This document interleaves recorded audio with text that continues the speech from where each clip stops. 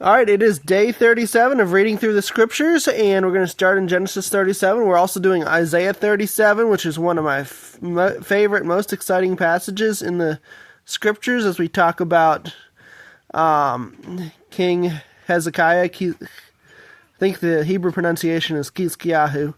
Anyway, in the last chapter, what we read yesterday, he was challenged by the Assyrian general, and the Assyrian general told him that he needed to surrender. And so that's a really powerful passage. And we've also got Psalm 37 and Mark chapter 9 to read today. So 4 chapters again, as has been the case every day so far. Amazingly, I have kept up with this. But without further ado, please hit like. It really helps our video get out to more people. Alright, Genesis 37. And Yaakov dwelt in the land of his father's sojournings, in the land of Canaan. This is the genealogy of Yaakov. Yosef, being 17 years old, was feeding the flock with his brothers. And the young man was with the sons of Bilhah and the sons of Zilpah, his father's wives. And Yosef brought an evil report of them to his father. And Israel loved Yosef more than all his children, because he was the son of his old age. And he made him a long robe. And when his brothers saw that their father loved him more than all his brothers, they hated him and were not able to speak peaceably to him. And Yosef dreamed a dream and told it to his brothers, so they hated him even more. And he said to them, "Please listen to this dream which I have dreamed. See, we were binding sheaves in the midst of the field, and see, my sheaf rose up and also stood up. And see, your sheaves stood all around and bowed down to my sheaf." And his brothers said to him, "Shall you indeed reign over us? Shall you indeed rule over us?" So they hated him even more for his dreams and for his words. And he dreamed still another dream and related it to his brothers and said, "See, I have dreamed another dream. And see, the sun and the moon and the 11 stars bowed down to me." And he related it to his father and his brothers. And his father rebuked him and said to him, "What is this dream that you have dreamed? Shall we, your mother and I, and your brothers, indeed come to bow down to the earth before you?"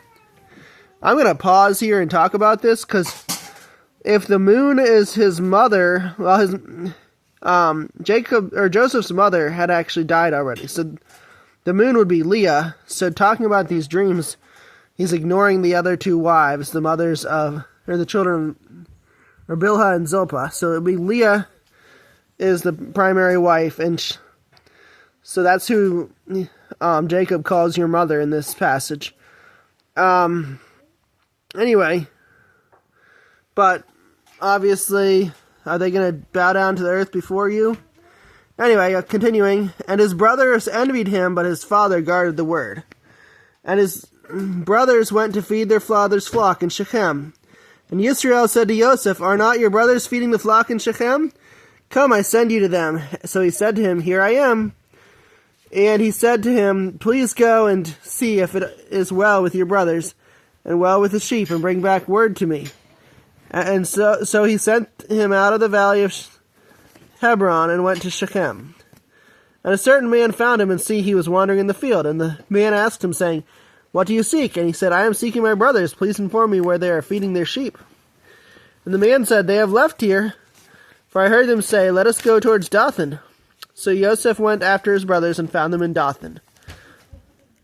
And they saw him from a distance, and before he came near them, they plotted against him to kill him. And they said to each other, "See, this master of dreams is coming. And now then, come and let us now kill him and throw him into some pit, and shall say, 'Some wild beast has devoured him.'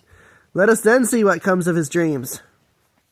But Reuben heard and rescued him from their hands, and said, "Let us not strike his being." And Reuben said to them, "Shed no blood. Throw him into this pit which is in the wilderness, and do not lay a hand on him, in order to rescue him out of their hands and bring him back to his father."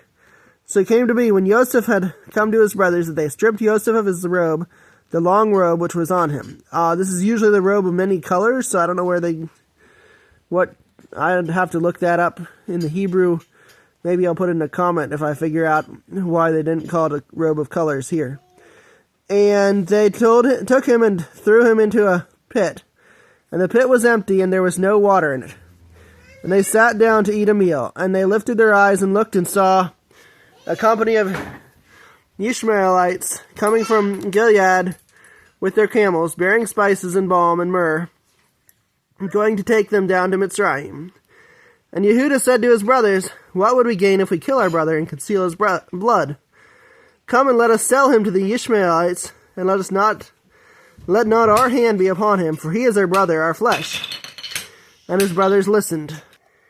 And men, Midianite traders, passed by, so they pulled Yosef up and lifted him out of the pit and sold him to the Ishmaelites for 20 pieces of silver. And they took Yosef to Mitzrayim. And Reuben returned to the pit, and see, Yosef was not in the pit, and he tore his garments. And he returned to his brothers and said, "The boy is gone, and where am I to go?" So he took Yosef's robe, slew a male goat, and dipped the robe in the blood, and sent the long robe and brought it to their father, and said, "We have found this. Please look, is it the robe of your son or not?" And he recognized and said, "It is my son's robe. An evil beast has devoured him. Yosef is torn to pieces." And Yaakov tore his garments and put sackcloth on his waist, and he mourned for his son many days. And all his sons and all his daughters arose to comfort him, but he refused to be comforted. And he said, "Now let me go down into Sheol to my son in mourning." So his father wept for him. And the Midianites had sold him in Mitzrayim to Potiphar, an officer of Pharaoh and captain of the guard. All right, Isaiah 37. And it came to be, when sovereign Hezekiah heard it, that he tore his clothes and covered himself with sackcloth and went to the house of Yahweh.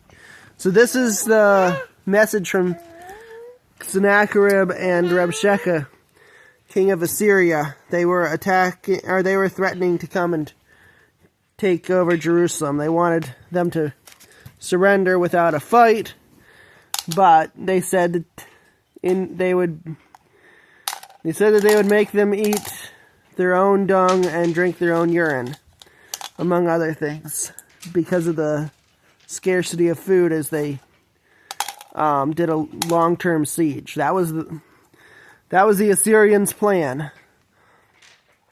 So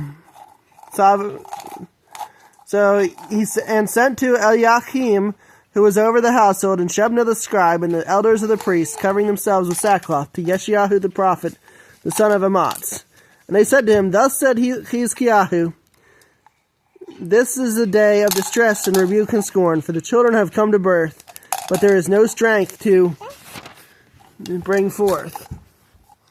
And it could be that Yahweh your Elohim does hear the words of Rabshakeh, whom his master the sovereign of Assyria has sent to reproach the living Elohim, and shall rebuke the words which Yahweh your Elohim has heard. Therefore lift up your prayer for the remnant that is left." So the servants of sovereign Hezekiah came to Yeshayahu, and Yeshayahu said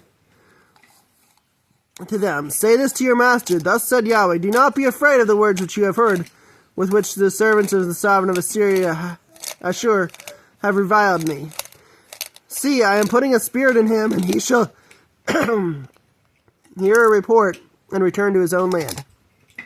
And I shall cause him to fall by the sword in his own land." And the Rabshakeh returned and found the sovereign of Ashur fighting against Libnah, for he had heard that he had left Lachish. And he heard concerning Tirhakah, sovereign of Cush, "He has come out to fight with you." And when he heard it, he sent messengers to Hezekiah, saying, "Speak to Hezekiah, the sovereign of Yehudah, saying, do not let your Elohim in whom you trust deceive you, saying, Jerusalem is not given into the hand of the sovereign of Ashur.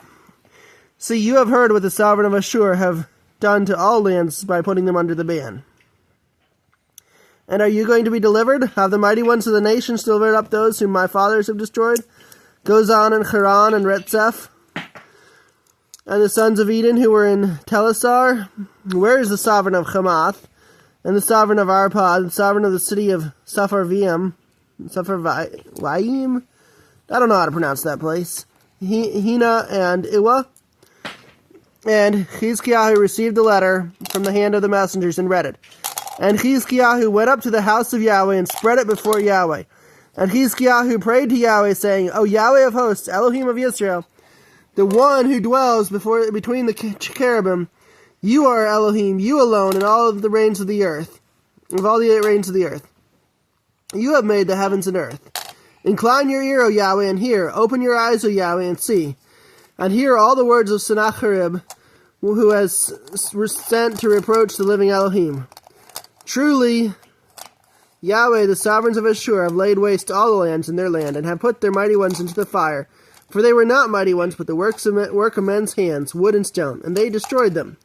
And now, O Yahweh, our Elohim, save us from his hand, so that all the reigns of the earth know that you are Yahweh, you alone. Then Yeshayahu, son of Amat, sent to Chizkiyahu, saying, Thus said Yahweh Elohim of Israel, because you have prayed to me against Sennacherib, sovereign of Ashur, this is the word which Yahweh has spoken concerning him. The maiden, the daughter of Zion, has despised you, mocked you. The daughter of Jerusalem has shaken her head behind you. Whom have you reproached and reviled? Against whom have you raised your voice and lifted up your eyes in pride? Against the set-apart one of Israel. And by the hand of your servants you have reproached Yahweh and said, With my many chariots I have come up to the height of the mountains, to the limits of Lebanon.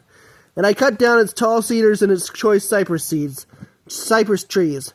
And I enter its farthest height, its thickest forest. I have dug and drunk water, and with the soles of my feet I have dried up all the streams of defense.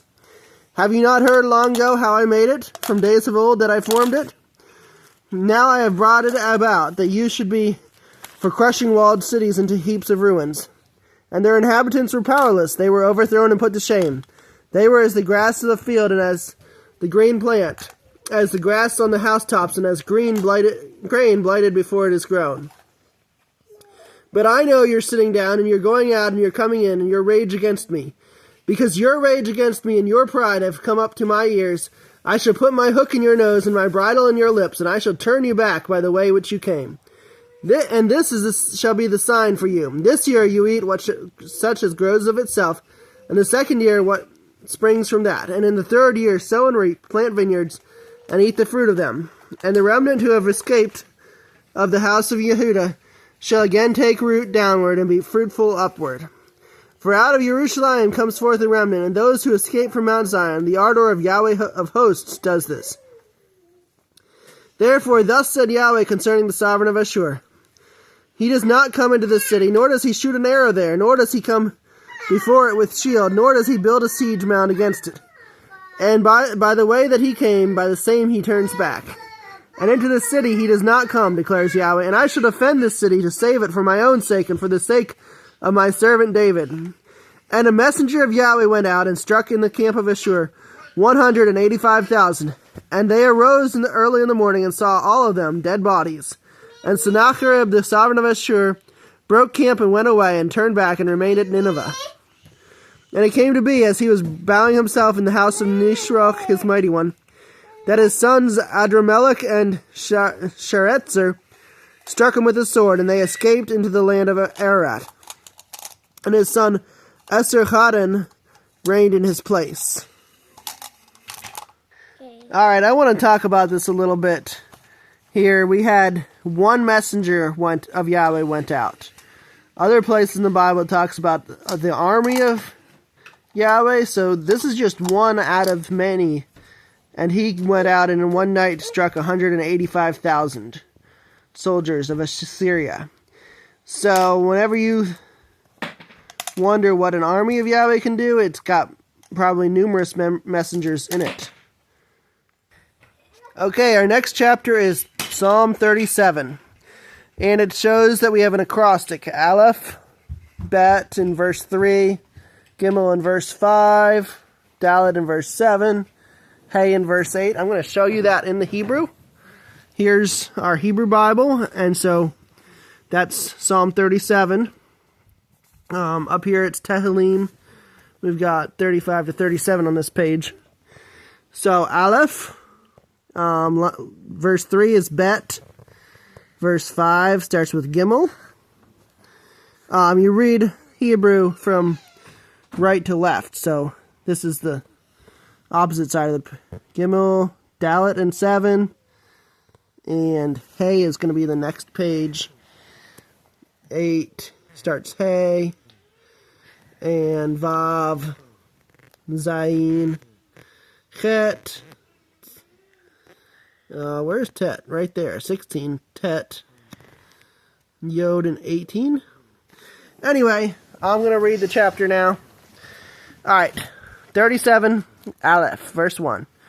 Do not fret because of evildoers. Do not be envious of the workers of unrighteousness. For they shall soon wither like grass and fade like green plants. Trust in Yahweh and do good. Dwell in the earth and feed on steadfastness. And delight yourself in Yahweh and let him give you the desires of your heart. Commit your way to Yahweh and trust in him, and he does it. And he shall bring forth your righteousness as a light, and your right ruling as midday. Rest in Yahweh and wait patiently for him. Do not fret because of him who prospers in his way, because of the man doing wicked devices. Abstain from displeasure and forsake wrath. Do not fret also to do evil. For evildoers are cut off, but those who wait on Yahweh, they shall inherit the earth. Yet a little while, and the wrong is no more, but you shall look on his place. And you shall look on his place, but it is not. But the meek ones shall inherit the earth, and delight themselves in plenty of peace. The wrong plots against the righteous, and he gnashes his teeth at him. Yahweh laughs at him, for he sees that his day is coming. The wrong have drawn the sword and have bent their bow, to cause the poor and needy to fall, to slay those who walk straightly. Their sword does enter into their own heart, and their bows are broken. Better is the little of the righteous one than the riches of many wrongdoers. For the arms of the wrongdoers are broken, but Yahweh sustains the righteous. Yahweh knows the days of the perfect, and their inheritance is forever. They are not ashamed in a time of evil, and in the days of scarcity of food they are satisfied.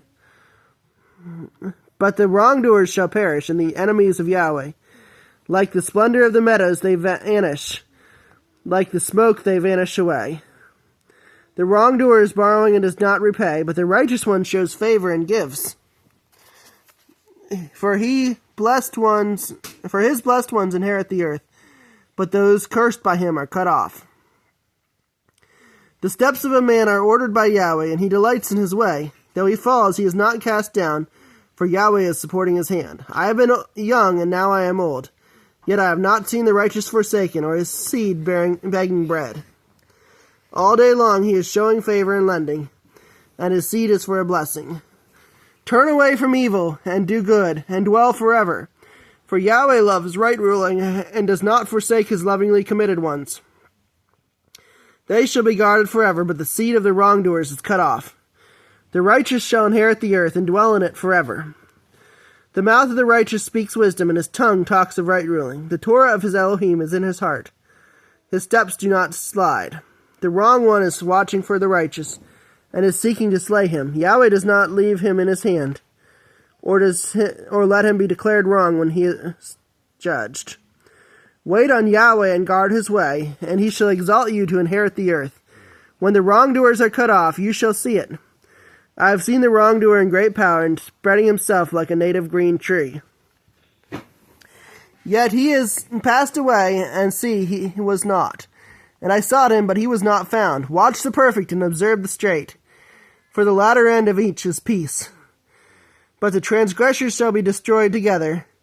The latter end of the wrong shall be cut off. But the deliverance of the righteous is from Yahweh, their strength in time of distress. And Yahweh does help them and deliver them.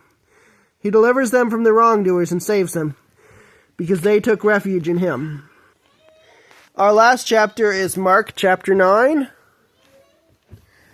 And he said to them, Truly I say to you that there are some standing here who shall not taste death at all until they see the reign of Elohim having come in power. And after 6 days Yeshua took Kepha and Yaakov and Yochanan, Peter, James, and John, and led them up on a high mountain alone by themselves. And he was transformed before them, and his garments became glittering exceedingly white, like snow, such as no launderer on earth is able to whiten. And there appeared to them Elijah, with Moses, and they were talking with Yeshua. And Kepha responding said to Yeshua, Rabbi, it is good for us to be here, and let us make 3 booths, one for you, and one for Moshe, and one for Eliyahu. Because he did not know what to say, for they were exceedingly afraid. And there came a cloud overshadowing them, and a voice came out of the cloud, saying, This is my son, the beloved, hear him. And suddenly, looking around, they no longer saw anyone with them, but only Yeshua. And as they were coming down from the mountain, he ordered them not to relate to anyone what they saw, till the son of Adam had raised from the dead. And they kept this matter to themselves, debating what the rising from the dead meant. And they asked him, saying, Why do the scribes say that Eliyahu has to come first? And he said to them, Eliyahu, indeed, having come first, restores all matters. And how has it been written concerning the son of Adam, that he is to suffer much and be despised? But I say to you that even Eliyahu has come, and they did to him whatever they wished, as it has been written of him. And coming to the taught ones, he saw a large crowd around them, and scribes disputing with them. And immediately, when all the crowd saw him, they were greatly astonished, and running near, greeted him. And he asked the scribes, What are you disputing with them? And one of the crowd answering said, Teacher, I brought you my son, and he has a dumb spirit. And wherever he seizes him, he throws him down, and he foams at the mouth, and gnashes his teeth, and he wastes away. And I spoke to your taught ones that they should cast him out, but they were not able. And he answered him and said, O unbelieving generation, how long shall I be with you? How long shall I put up with you? Bring him to me. So they brought him to him, Yeshua. And when he saw him, immediately the spirit threw him into convulsions. And falling on the ground, he rolled about, foaming at the mouth. And he asked his father, How long has he been like this? And he said, From childhood, and often he has thrown him both into the fire and into the water to destroy him. But if it is at all possible for you, have compassion on us and help him. And Yeshua said to him, If you are able to believe, all is possible to him who believes. And immediately the father of the child cried out and said with tears, I believe, Master, help my unbelief. And when Yeshua saw that a crowd came running together, he rebuked the unclean spirit, saying to him, You deaf and dumb spirit, I order you, come out of him and never again enter into him. And crying out and convulsing him much, it came out of him. And he became as one dead, so that many said that he was dead.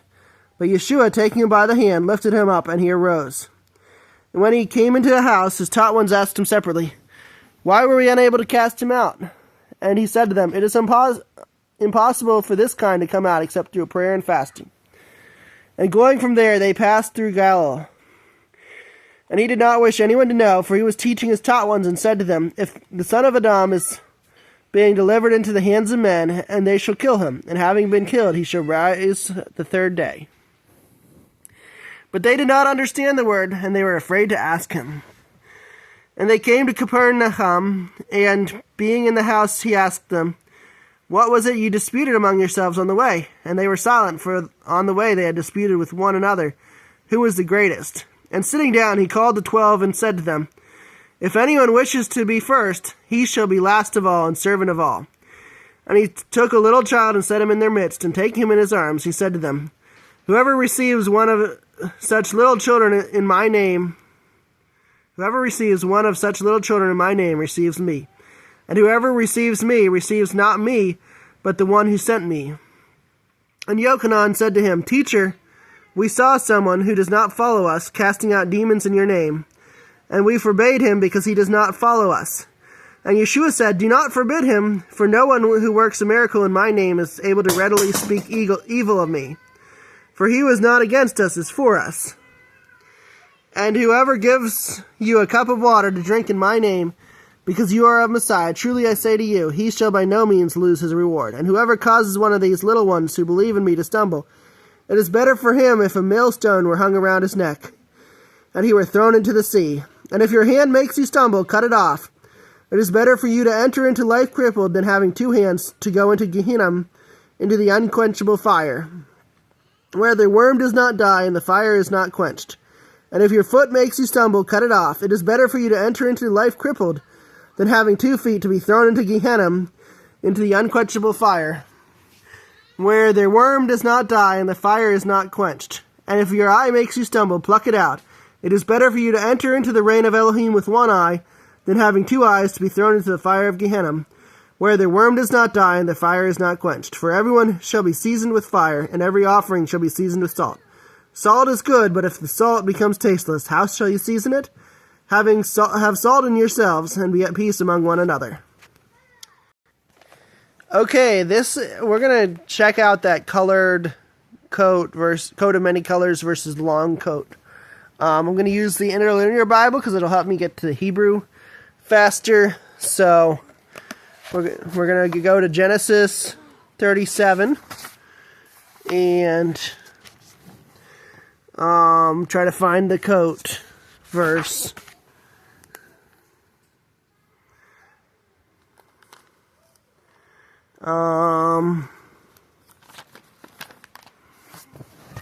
Sorry, I'm lost.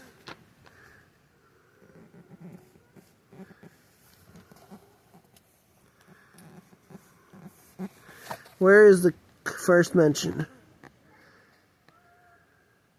Okay, here we have 37 verse 3. And Israel loved Joseph more than all his sons, because he was a son of old age to him. And he made a robe reaching to the feet. So that sounds like a long robe. Now let's try to find it in here. Made kotanat.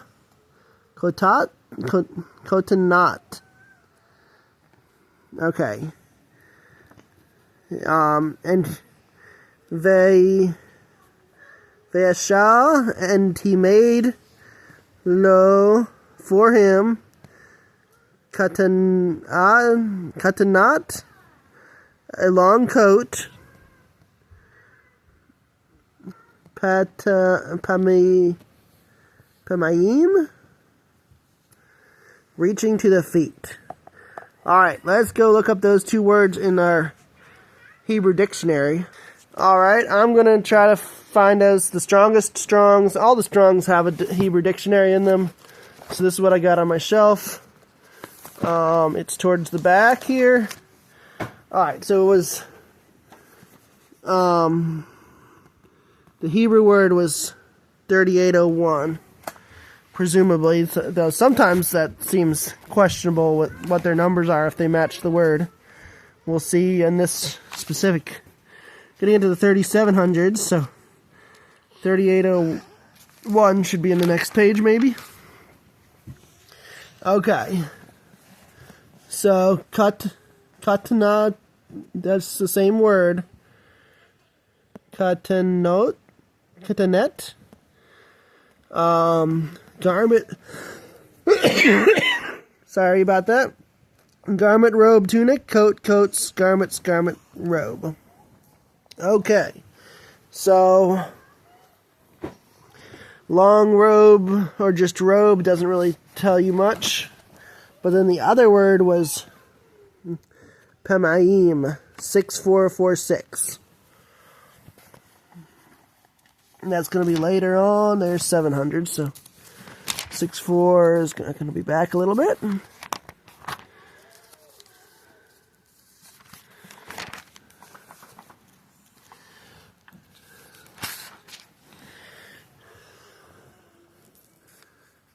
Okay. So they're saying pas. Now I got to go read this again. Pasim. Or pasis. Okay, so this is hardly even the same word. Because it... But there's the ornamentation, many-colored or long-sleeved garment of many colors, diverse colors. Pas, palm of. This may also refer to the entire hand. Pisca. Okay. Pesach. Okay, that's Pesach, the Passover day, or Pesach here. Okay, so I am not finding any Pesach to vanish. Alright, so I will just say I'm confused about this and I don't know what the correct interpretation is. The two translations said it is reaching to the feet of, and then most traditional King James NIV say it's a coat of many colors. And so, tell me in the comments if you know more about the Hebrew than me, and if you can explain this better. Thank you, and we'll see you tomorrow.